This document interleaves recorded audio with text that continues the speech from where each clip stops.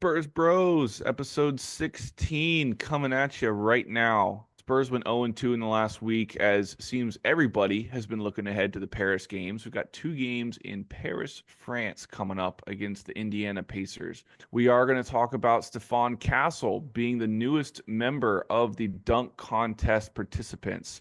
On top of that, is Greg Popovich gonna make a return this season? We hope so. Sounds like good news out of Pop's camp. Other than that, Jeremy Sohan, we want you back. Got a couple important stats to talk about through you guys and some trends we've been noticing. Again, trade deadline is inching ever closer. So we've got plenty of things to consider as to the state of the Spurs heading into this episode 16 week. If you're listening on YouTube, hit that subscribe button, click like, share with your friend. Go find us on Instagram and Twitter at Spurs Bros Pod. We're also on Spotify, Spurs Bros Podcast. So love the support, and let's hope for a better week of Spurs basketball in Week 16. Here we go. Spurs Bros. Welcome to another episode of the Spurs Bros Podcast. I am your host, Alec Bogus. These are my co-hosts, Reagan Keogh and Stuart Lynch. We are down another Spurs Bro. Today we're missing Tim Mendez. Tim, sorry couldn't have you here. Hopefully you can drop in. But alas, the show must go on, as Here we are, Stu would baby. like to say. Yeah, here we are. How are we feeling after another two-game losing skid? How are we feeling? Not great, dude. The only way that I've really gotten through this week is I've been looking forward to the Paris games, and I think that is exactly the same reason why we sucked so bad the last two games. Because Wemby was even quoted before the Miami game saying, all I can think about are the Paris games. What? So I think I saw, dude, I'm telling you, after That the, doesn't sound like something he would say. Right? He said it's all I can think about. Before the Miami game, he said, like somebody asked, are you excited about the Paris games? He said, it's all I can think about. And he Wow. was tweeting out like coordinates for like ticket giveaways. And we saw today that he debuted his new courts in his hometown. Yeah, I They're saw at the that. Louis Vuitton show tonight. Did see that. Yep. Like live it up, dude. You don't get to, it's not every Oh day you yeah, get to go home, but I really hope he pops off against the Pacers while they're there, yeah, because the last week has been brutal. yeah. We'll get Yes. into it, but I definitely think it will. He'll at least have 140 piece over the two games. Especially it's Indiana; those guys don't play defense. But yeah, I mean, it was a great week. Went 0-2. I called it. Notre You Dame lost did. as well. Hell of a week for me in sports, boys. Let's just move on from it. Yeah. 0-2. I did call it. It was very predictable. I called Mitch getting out coached by Coach Spo. Easy money. And Memphis, they're just out physical us every single time. So tough week of ball, but let's move on and move forward. Literally move on to Paris. Flew across the Atlantic. Let's get out of here for a little bit. Yeah. Yeah, Well, Stuart called it. In the words of Stuart, we are losers. yeah. Yeah, I had to clip Gosh. that. still It got the losers. most eyeballs that any other clip we've put out to date so far was that clip. So apparently everybody agrees that we are losers It this week. resonates. Facts Yeah. are facts. You know what? You were right. I was trying to be the optimist again on here. I said, okay, well, you know what? We lost pretty handily to the Memphis Grizzlies. We got them again at home and no John Morant. Surely we'd come back, we'd make a bounce back game and take care of business. But instead, that literally went the exact same, if not worse, than the first game. Yeah, Spurs, bro. So now, after the loss to the Memphis Grizzlies and then to the Miami Heat, we are now 19 and 22. Just real quick on that, last week we were 3 games off of the 5 seed Clippers. Mhm.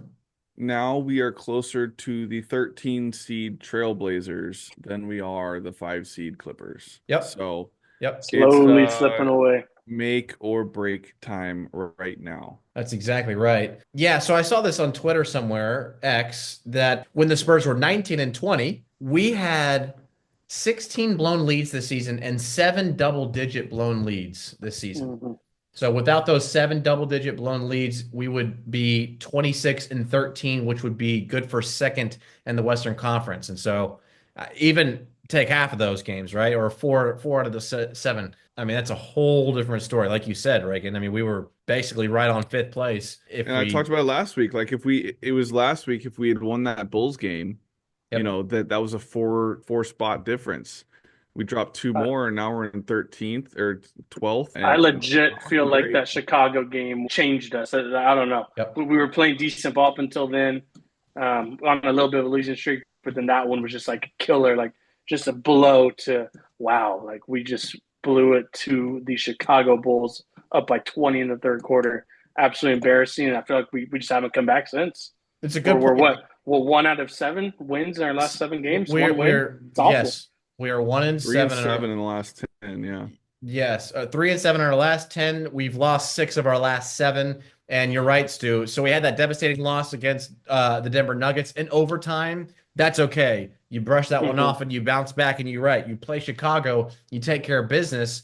Then it doesn't look so bad, right? Because then you take it out to Milwaukee, you come back and you win against the Lakers, right? It's a different momentum game, but now it doesn't look good at all.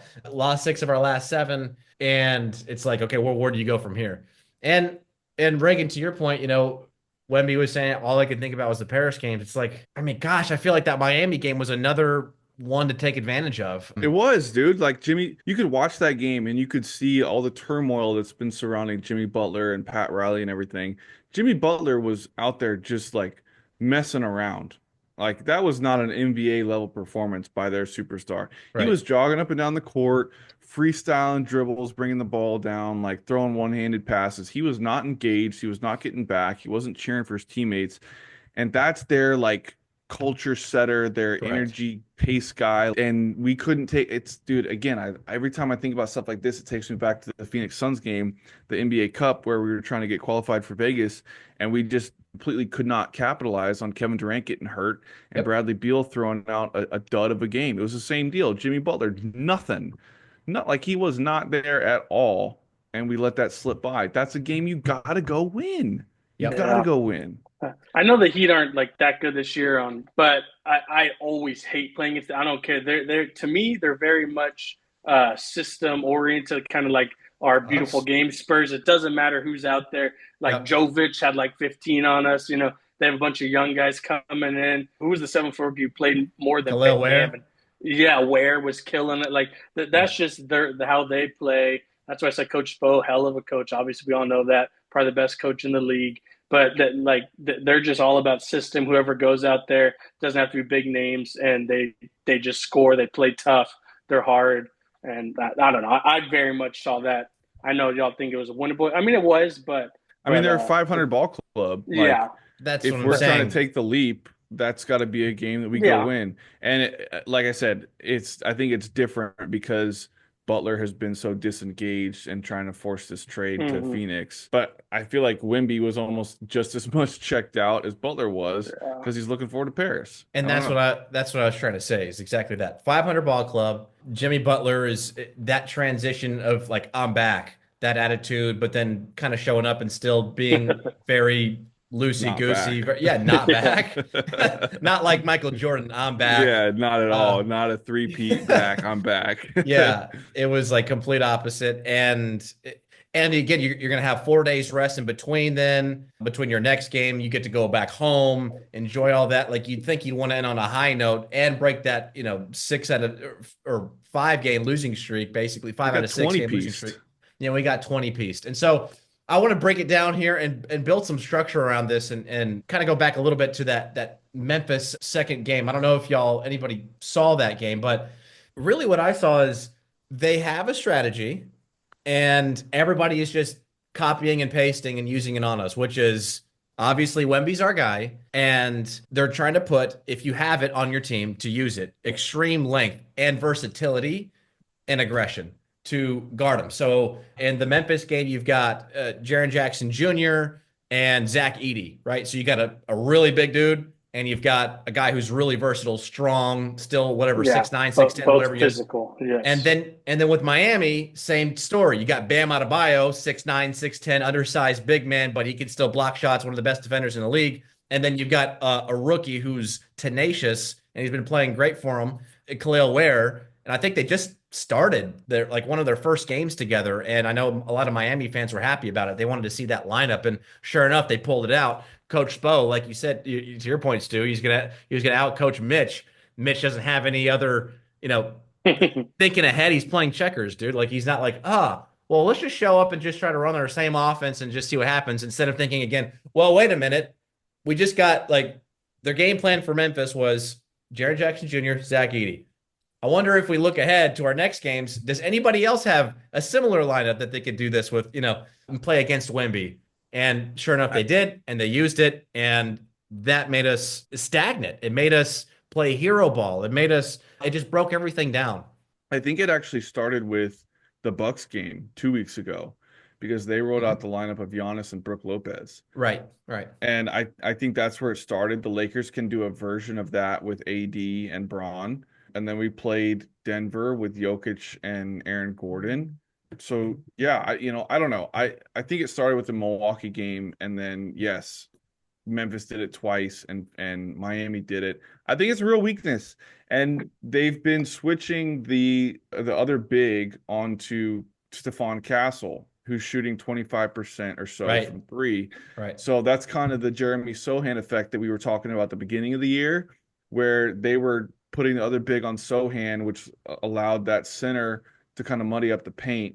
They're doing the same thing with Castle, but we're having a more difficult time, I think, finding the spots for Castle to play off ball when he's not an effective three-point shooter, whereas Jeremy could more effectively play in the dunker spot and flash and cut back door, go set screens and stuff. That's not as much of a Stephon Castle thing. It's not a drawback to Castle. It's just he's a guard. He's not a 6'9" combo forward. So I don't know. Yeah, it's definitely creating a bunch of matchup problems, and I definitely think teams are going to continue to use that until we determine a fix. But also, Castle is back to being what he started the season, and he's been going off these last couple games. Yeah, granted, we've been losing. So it's like, what do you want to put him back on the bench and then lose all that again with Jeremy coming back? And what if he loses all his confidence again back to 18 minutes, 6 points, 2 boards, that's not what we need. We need him to be putting up 10 I totally to 15 agree. and I don't mean that as like a knocks Castle back to the bench. He shouldn't be do it like he's not as good. Like Castle needs to be starting and on the court as much as anybody. So then Devin back to the bench? Like either Devin goes to the bench or we bring Sohan off the bench. Like I don't really care. All I know is that Stephon Castle needs to be on the court as much as possible. I agree. And I'm trying to think we haven't obviously had a 3, 4, 5 game win streak this whole season or in the past 5 years as we figured out. But do y'all think when all of our momentum going I feel like it was when Devin finally got healthy, but he was coming off the bench, and we still had that starting five. I feel like that's when our team looked the best. Even when we were losing, they were close, hard-fought games, and that's when we had Jeremy and Devin coming off the bench. And I feel like that's when we've been our best this season. Granted, we were still probably playing 500 ball, but looks, I feel like that's – would y'all agree? Or Jeremy was hurt, and Champagnie and Castle were both starting. Yes. And Vassell was playing really well off the bench. Yeah. Right. Is I think what that looked like. And now Sohan's hurt. Vassell is starting. Champagnie's been basically a non-factor. He's either come in and hit 2 or 3 threes or don't do anything. Yeah, exactly. You called it. We all laughed 2.5 months ago. It's going to be like the recurring joke of this pod, I think, forever. But Champagnie, I don't know what's he done the last 6 games. Right, and there's going to be some false flags in there from Spurs fans saying, well, look at the stats from Devin Vassell over the last 3-4 games. He's broken his slump. He's back. He scored 23, 21 points. But if you really watch closely in all those games, which have been else, he started off really, really slow and almost really ugly. Like again against the Miami Heat, first play, he went to the basket, trying to be aggressive, just got stripped, ball off of him, out of bounds, not taking a lot of shots to start. And when he did, clank. And then it's only when we go down 14, 16, and it's almost like it's a make or break point, like early to middle of the game. So it's like, okay, we got to make a run. It's only then it's a weird thing. I can see a switch from Devin Vassell where he's like, all right, F it. Like, let's go. I'll just pop this, sidestep into it. Yeah, and he'll knock down 2 or 3 shots. Remember that one play, I guess it was against Memphis, where he caught it in transition. He had that thunderous dunk in transition. He went behind the back. Yeah, it was sick. He had 6 or 8, 9 points out of our last 13 or something. But again, it was all comeback points. And so if you really look closely, how effective are they? It's they're not that effective. And so Yeah, the box score warriors want to sing his praise, but it's not. It's like you have to watch these games to understand, like you're saying. right. So And again, if he's taking shots off Wemby in those first 6 minutes of the game before Wemby comes out, I want no part of it. Wemby plays 6 minutes, then he's already out basically the rest of the first quarter. I'm fully on board for Wemby at least taking like 8 shots in those first Every 6 other minutes. shot's got to go through Yeah, him. yeah, Yeah, yeah. And then if The they play double has you or to end whatever, with Wemby. kick it out to CP, Stephon, someone three. Yeah. But I do not want Devin, and a lot of plays are going to Devin, and Devin's aggressive and chucks up shots, but then Wemby wasted the first quarter's already wasted because then Wemby comes out and he hasn't even got in any sort of a groove. I think it's a good point you make though, Alec, because it like I go back to our discussion last week where we're talking about the mentality and like who's got that killer winner mentality and who doesn't. And if you're gonna decide that you want to turn it on when you're down 15, that's not the winning mentality. You got to turn it on from the tip. Like from from 12 minutes in the from the first quarter, you got to be ready to go before the game even starts. You can't get off the bus and wait for warm-ups and the game to get going and oh shit, we're down 12. Right. Okay, now let me go off. Let me go to work. No, bro, you got to like step up from the jump if you're going to be a legit bona fide number 2 on a team like this. And if you're not, correct. That's what we're talking about last week. Yep. See ya. Like we're gonna get the most trade value out of him because, like Alex said, he's got the like prospect 6'7", long scorer, shot diversity. Like that's all cool, but he can't be relied on as a legitimate leader on this team. Yeah, I'm glad this was brought back up because I've been thinking about it. Do y'all think that killer mentality can be learned and taught, or do you have it or you don't have it? Like, can Devin learn it over these next 5-10 years in the league? Like, you just don't have it. It's inside of you that can't be taught and learned. You can learn it, but it takes a lot of deep work, and like most players don't want to do that, or even have the even cognizance to even think like, okay, I need to improve on this area and go seek out help for it. Most people are like, oh, maybe if I just work on this thing more, maybe if I just try this highlight tape, I'm good. Yeah. Right, I'm making 35 mil a year. I'm chilling. Yeah. Right. So I don't. There's got to be that extra drive to go above and beyond the. Then I want none of that. There. I want none of that in my team. Then to be on a championship team. So now going back a little bit here. I'm going through the flow of the Miami game. Wemby did play a lot of that first quarter again, and guess what? He had 11 points in the first. And he finally got to the free throw line, by the way, for the first time in 3 games. I don't know if y'all knew this. That's nuts. First time in 3 games he got to the free throw line. He didn't have a free throw? Yeah, that's according to Toby and Sean. Yep. And then he went 1 for 5 from the free throw line, I guess, in that game against Miami. Oh, good. But, he was locked in. That's good. No, 1 for 5. I don't know. I'm being completely sarcastic. Okay, that's really He's good. locked in. Exactly. 5. Way to go, Wemby. Yeah. Right. Good shit, Vic. But again, though, 11 points in that first quarter, and then he went scoreless in that second quarter. But to your point, though, Stu, we're talking about this rotations basically, and what do we need to do to like tinker around and fix this? Finally, is if Wemby's gonna play, maybe till 2 or 3 minutes left in the first quarter, and then bring Devin off the bench. That might suit him better, right? Just to give Wemby more shots and then have Devin be the guy coming in whenever he needs to score. But like I said, scoreless in the second quarter for Wemby. So this is kind of what happened. And this is what Mitch Johnson said as well, is like we started off aggressive. And you could see this if you watch the first 4 minutes of the game. It's really weird.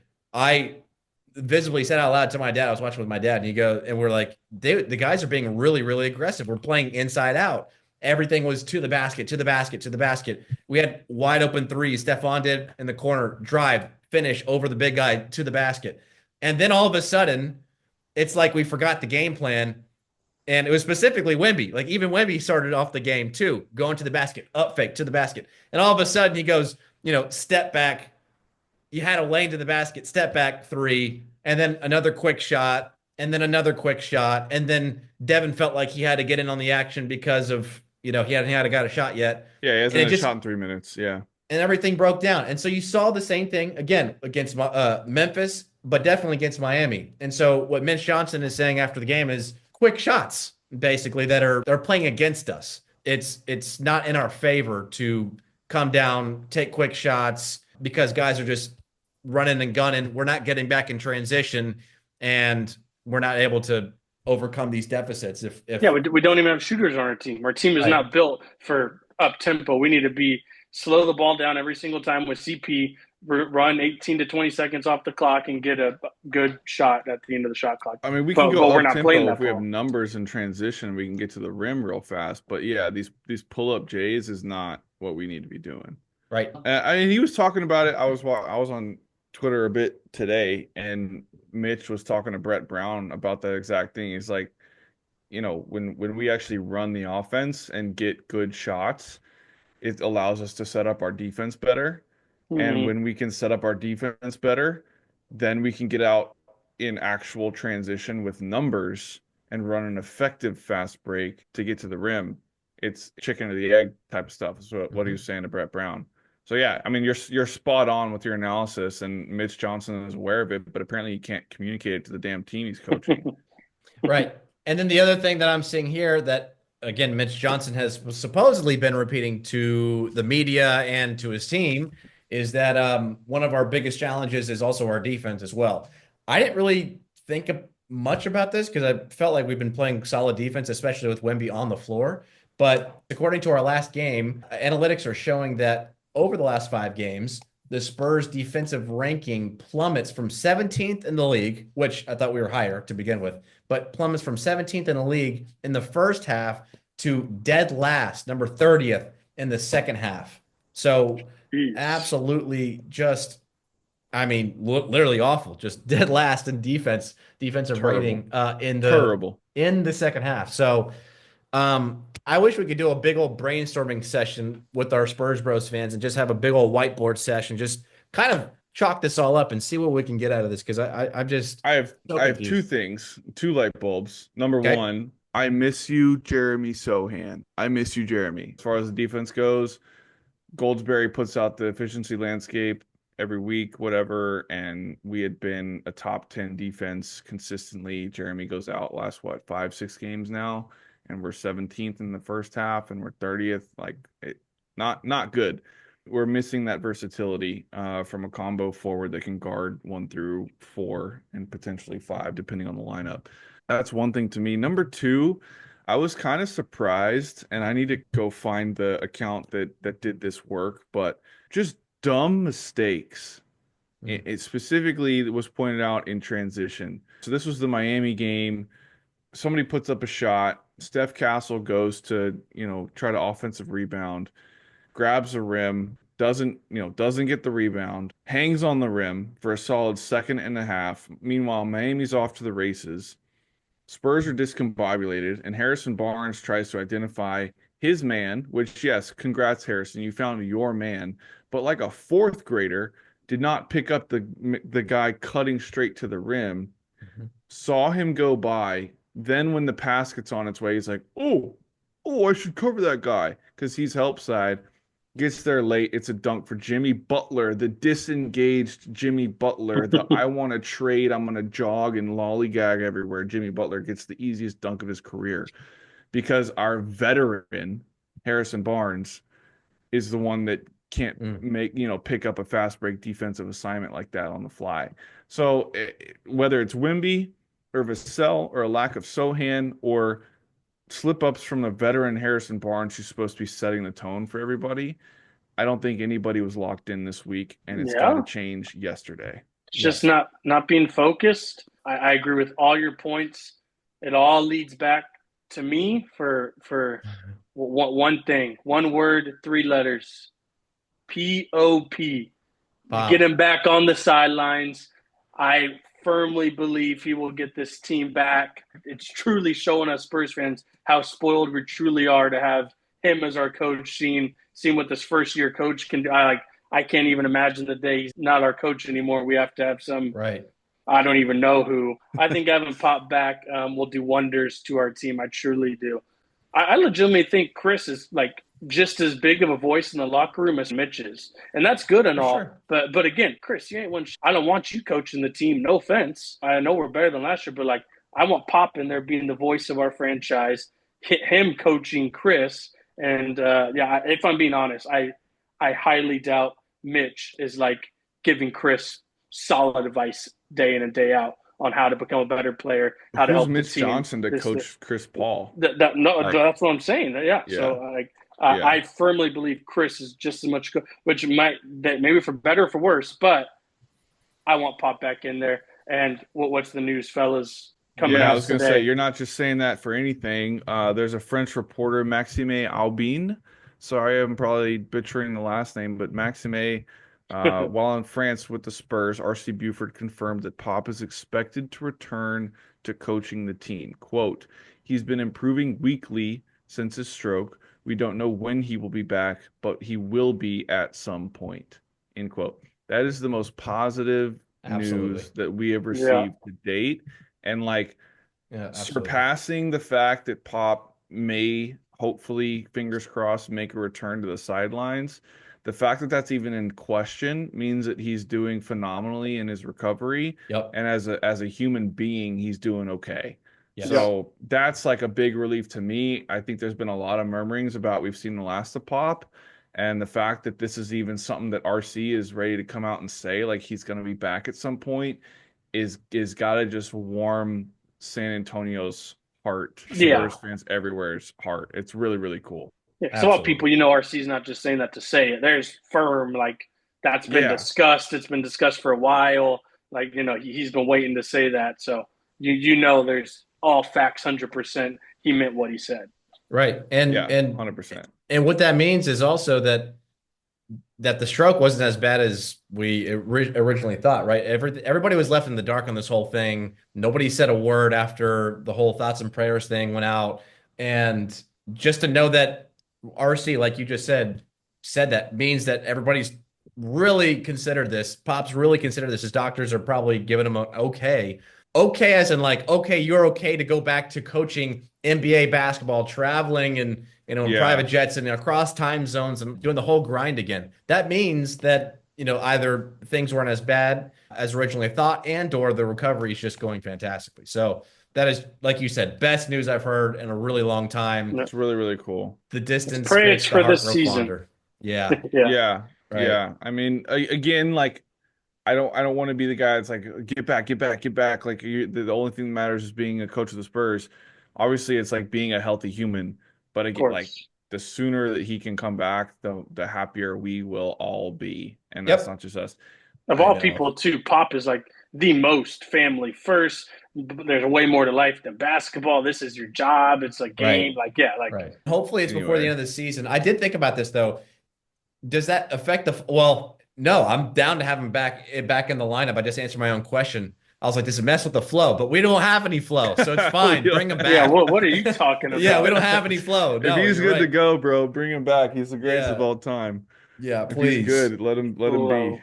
After the All-Star break or whatever. Last thing I'm going to say about this before we transition into Paris and looking ahead is I also saw this as well. Stuart, we all talk about this all the time in our group message, but it's getting comical at this point. How many teams, just role players, no-name guys, or guards, star guards will go off against us. But specifically in this case, it's other teams as role players that otherwise in any other game in the NBA on any given night are very much average, right? But for example, against the Grizzlies, that second game we played against them, Santi Aldama had a career high 29 points in 30 minutes. Just absolutely efficient and lit us up. 8 rebounds to go with that as well. Not only that, you had guys like Luke Kennard, who had 17 points. Desmond Bane, who can fill it up. He had 22 points. Jaren Jackson Jr., 19. Jalen Wells, their rookie, 22 points in 35 minutes. Like, this is Brandon Clark, 12 points. This is ridiculous. And then looking at, someone tweeted, is like, look at these dudes whenever they don't play the Spurs. This is wild. It's in a game right after us. Luke Kennard, 7 points in 20 minutes. Brandon Clark, 7 points. Santi Aldama, 2 points. Scottie Pippen Jr., 6 points. Like, all of these guys, 6, 4. Santi Aldama, 2 points in 14 minutes after 29 and 30 against us is exactly crazy. But as soon as they play us, that's the last thing I kind of want to add to the bookend of all of this is everything we just talked about. Plus, why is it the fact that like role players? Why is it random role Bro. players? Like that's got to be that's a weakness. That's a something. That goes back to mental stuff. That goes back to like I don't know what it is. If it's the brand that the Spurs are, right? That we've established over the however many decades and people still look at us as hey, we're going to get the Spurs are the Spurs. Let's go give them our best. And if we can beat We're them, the Spurs again. we should. We're the Spurs again. Like with Wemby, we are the Spurs again. I was watching ESPN. I wasn't watching, in case my boss is watching this. It was on in the break room today, and I watched Chennai. What's her last name on ESPN? Chennai. She's a WNBA player, but they were basically like it's rivalry week in the NBA or whatever, and they're saying who's the biggest rivals, like what's the biggest rivalry in the NBA right now? And her answer was Wemby versus the rest of the NBA. And like I think it doesn't really register to me because I always think that I'm a homer when it comes to the Spurs. But 100%, dude, everybody sees Wemby. They know that there's going to be extra eyes on that game. They want to go prove themselves against the next, best since LeBron. Right. And even though we're barely a 500 ball club, we're not a 500 ball club now. People have us circled like we're the Spurs of old because we have who's about to be the best player on the planet for the next decade. Like they want to come show out. Lil Baby was in Miami, like in a game against a 20-21 Heat team. We're 19-21. Lil Baby's showing up courtside on a matinee like Sunday afternoon. Like, yeah, what? right. You think it's 2014 and we're playing the finals against the Heat again, dude? Thiago Splitter's about to shoot a jump hook in the middle of the paint. No, no. So I think everybody has us circled and they want to go show out against Wemby. I think that's what it is. Which is so annoying, but yeah, it is what it is. It comes with the territory, though. Like we were able to have 18 consecutive 50-win seasons with that same probably triple circle on our name every time teams played us. So it comes with the territory of being the best player on the planet or being competitive or having that draw. And I mean, we've got to figure it out. Yeah, I wonder if it's the Wemby name brand or what, because I just don't think I really don't think people have the Nuggets circled like they do us, and that's like a Joker game. I don't know if it's Wemby's name, and Joker's the best in the world right now, but I just really don't feel like maybe because Joker's so nonchalant, but I don't know. But I just feel like I agree, man. Yeah. I just feel like everyone comes to play extra hard against us, and it is what it is, but it's annoying. Okay, and I'm always going to be the guy that goes devil's advocate. The box score that she pulled up, it was against the Timberwolves. Timberwolves have Ant. They've got Alexander Walker and Gobert. They've got 3 All-NBA defenders on their team, so it's going to be different looks. We've got Keldon Johnson and Trey Jones and Devin Vassell and the ghost of Chris Paul trying to play defense. So it's a little different, but I do agree people have us circled. We also don't have the overall caliber defense without Sohan that the Timberwolves present. I don't know what it is, dude. I don't know. Or maybe we're not the only ones in that boat. Maybe there's other teams who experience the same things, but I doubt it. So yeah, that's the thing. We don't watch night in, night out other teams, so they could be saying the same thing. Right. And that was exactly us for 20 years. We had all our role guys who would do that shit night in, night out. Other than Manu on the bench, we'd have a Gary Neal go off. Then people would be like, who the hell's Matt Bonner hitting 5 threes in the game? So who are we to bitch about that at all? Yeah, just we had all of our badass guys who we knew who were badass and we knew they could ball, but no one else around the league knew who they were, and then they'd go off. Yeah, we can go on and on. So Diaw. We have no right to really bitch about it, but it does happen to us often. That's a fact. All right. Enough of those 2 losses. We gave that way too much airtime. So looking ahead, as Wemby was saying, he was overly focused. He couldn't focus on the Miami game because all he's been thinking about is Paris. So Spurs bros, the San Antonio Spurs we're going to Paris, and it's specifically important because there's never been a generational talent like Victor Wembanyama to go back to basically his stomping grounds and to show out for his country. And so I know this is a huge thing for him. We're going to be playing the Pacers twice on coming this Thursday and this Saturday It'll be played, for those who are wondering, in the afternoon because obviously Europe is at least 7 hours ahead over there. So it'll be a great time. You've got Wemby doing other stuff on the side as well, preparing for those games. So you've got a lot of Parisians coming in and going to practices. He's, signing basketballs and kissing babies, doing all this stuff there. He also did something really cool. He unveiled a new court in his hometown in France. It was a basketball court. He said he's wanted to do this for a really long time to give back to the community that built him up. It was a beautiful thing to see. I guess the Spurs did it. One of the Spurs Foundation helped him pull this off as well. So what was really interesting is that in the middle of the court, it wasn't like it was our logo. It's the Spurs logo. So that was really interesting to see. Yeah, it was a new City Edition logo with the hemisphere, right, and the tower and everything. Yeah. So either way, really cool stuff. I'm glad he's doing that. They're also doing other events like going to a Louis Vuitton fashion show, which he'll be starring in. All these other events. I also heard Wemby's taking the boys to his favorite restaurants, hand picking them out. So just showing them the scenes, and it's just kind of like his All-Star game before the All-Star game, if you will. So hopefully we can pull out 2 wins because hopefully he's going to play like he played in the Olympics in front of his home base as well. So that's hopefully what we can look forward to. The Pacers are currently the 5 seed, 24-19. So those would be 2 good games. I mean, again, like when you all said, they don't play defense, so hopefully we can put up a lot of points. But ideally, we can lock up. Yeah, lots of pace. Halliburton's driving that train. But yeah, from what I remember, Wemby has historically kind of had his way with Miles Turner, which is not an easy task or an easy thing to accomplish.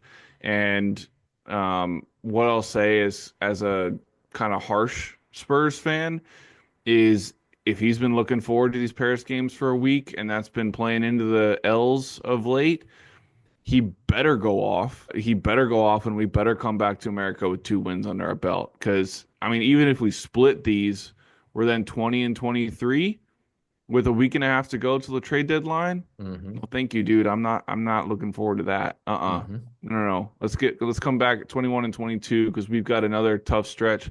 The Pacers, I know they're in 5th in the East, but it's more tough sledding ahead after this, and we'll get into that to the end of the pod. But yeah, we got to come back 2-0 against these Pacers, man.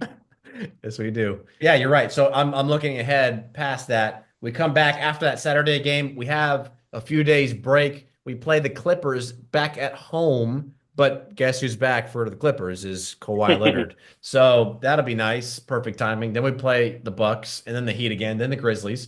And then another tough matchup against the Hawks, who have been playing well or overperforming right now. And we probably tough sledding. Yeah, man. So we need to take advantage there, man. I'm not going to piggyback off y'all. I think we're splitting. We will get 1, though. I think we'll win Thursday, opening night there. Wemby defo see a 40-15 game. He's going to be, like we keep talking about, they don't play defense. It's going to be up and down, fast paced, which means a lot of shots. I think Wemby's going to hit a lot of threes. He's going to put on a show for the crowd. But then I think we'll lose the second one because they're a pretty solid team. I think we're done losing this week. I think we go 2-0. I wasn't expecting anything last week. It's been a tough stretch. Like we said, 3-7 in our last 10, 1-7 in our last 8. I think we go 2-0. Wemby does not lose in Paris. Okay. I hope not. And I am extremely gun shy, so I don't even want to say what our record is going to be just after me and my take last week. I mean, if we're taking my take from last week, if y'all remember, I did look ahead to this week, and I said 4-0. I said 4-0 looking ahead into these games. So obviously, I was dead wrong on the first 2 games, and so I guess I'll just stick with my last 2 games. So let's just say we'll go 2-0 if we're calling it from this week. So yes, 2-0. I don't think you've ever predicted us losing. I think you just pick undefeated every single pod. No. If we were Alex predictions, we'd be like 35-4 right now. Holy hell. That's true. That's actually true. I should probably look into that. Why? Yeah. I'm over here saying, hey, no, we're going 0-2. No, we're splitting this week. It's a solid team, but no. 4-0, 2-0, this, that. Come on. I've said 1-2 before. We are ass. Oh gosh. We are legitimate Can I ass add boys, that to the other and clip? it's We are okay. losers. It's okay, but we are ass. But as long as everyone opens their eyes and spits facts and is able to say, "Hey guys, everyone calm down," but we suck.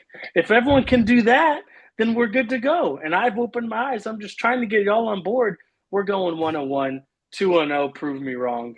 And then it's I, all I and then hope it's we all uphill do. from there Come if we back, Jeremy. overperform. Come Yeah. back, Jeremy. That's all I gotta say, man. Come back, Jeremy. I Did y'all don't see Jeremy shooting corner threes and Zach Collins stepped in and hit the top of the backboard?